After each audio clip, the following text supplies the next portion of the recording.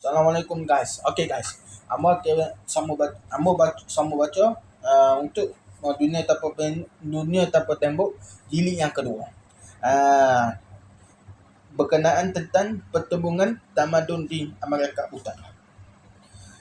Dalam masa menentang perdagangan bebas, Trump juga memperkenalkan dasar-dasar yang menghadkan kemasukan imigran terutama bagi kaum Muslim dan pendatang Meksiko.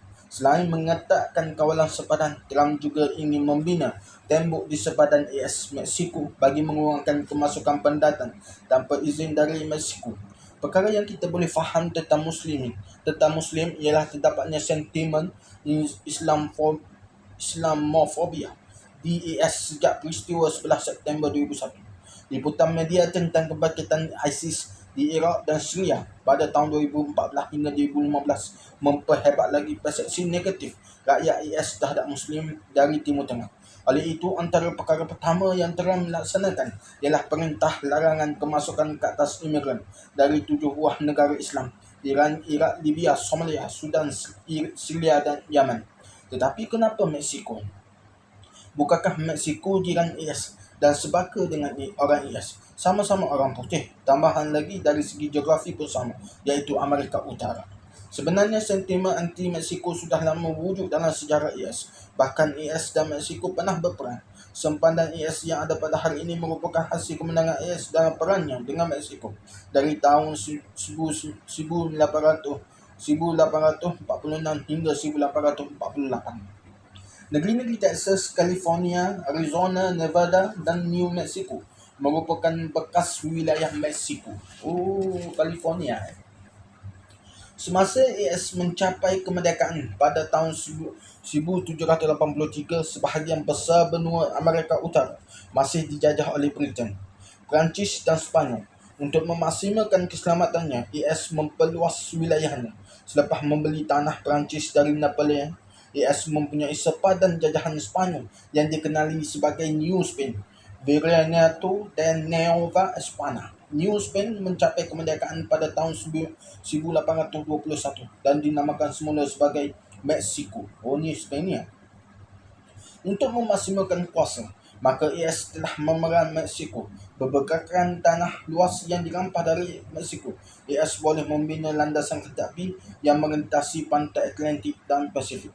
Oleh itu, AS muncul sebagai kuasa ekonomi dan juga kuasa geopolitik yang hebat. Meksiko kehilangan tanah subur yang menjejaskan potensi ekonominya.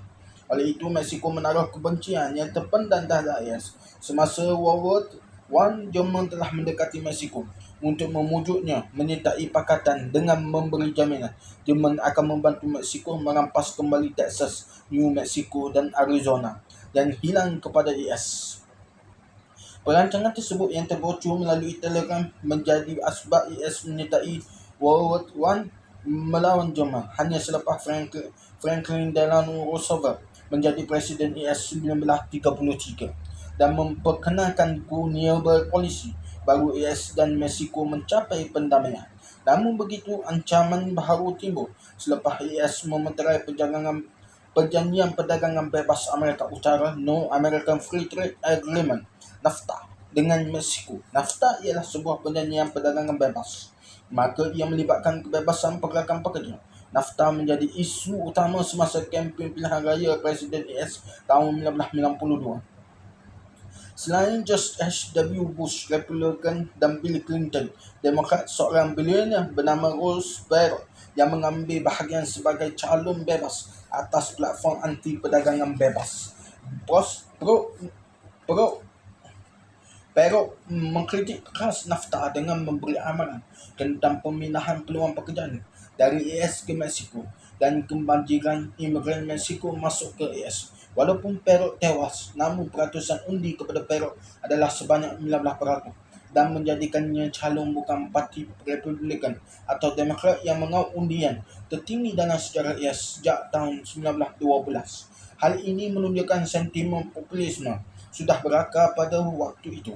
Seperti yang dikatakan oleh Perot, NAFTA membawa kepada perubahan struktur demokrasi AS. 17% daripada penduduk AS ialah keturunan etnik berbahasa Hispanik dan daripada 10 Hispanik merupakan orang Meksiko. 10 nama keluarga terbesar US pada tahun 1990 kesemuanya terdiri daripada nama keluarga keturunan Britain, Smith, Johnson, William, Jones dan seumpamanya.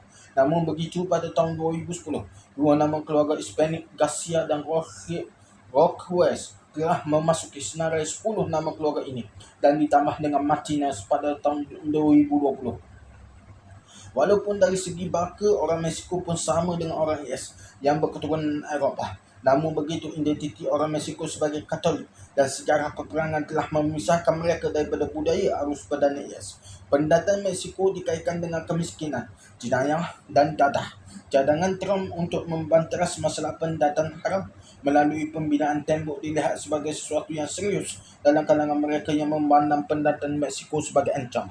Ketegasan Trump untuk membina tembok Mexico menemui jalan buntu di Dewan Perwakilan yang didominasi oleh demokrasi belanjawan untuk tembok tidak dapat diluluskan, lalu membawa kepada penghentian operasi kerajaan US. Walau bagaimanapun, terdapat sukarelawan yang memulakan kempen pendanaan awan crowdfunding di laman GoFundMe untuk mengumpulkan dana bagi tujuan pembinaan tembok tersebut.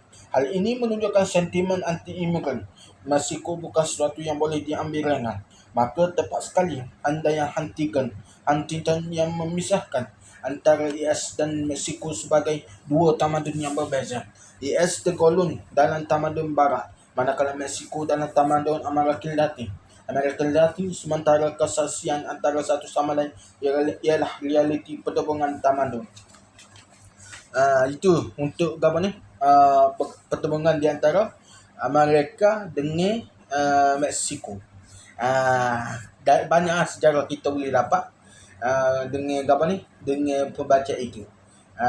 Peperangan di antara berlaku peperangan antara Mexico dengan Amerika lah pada suatu ketika dahulu, perjanjian dan sebagainya lah.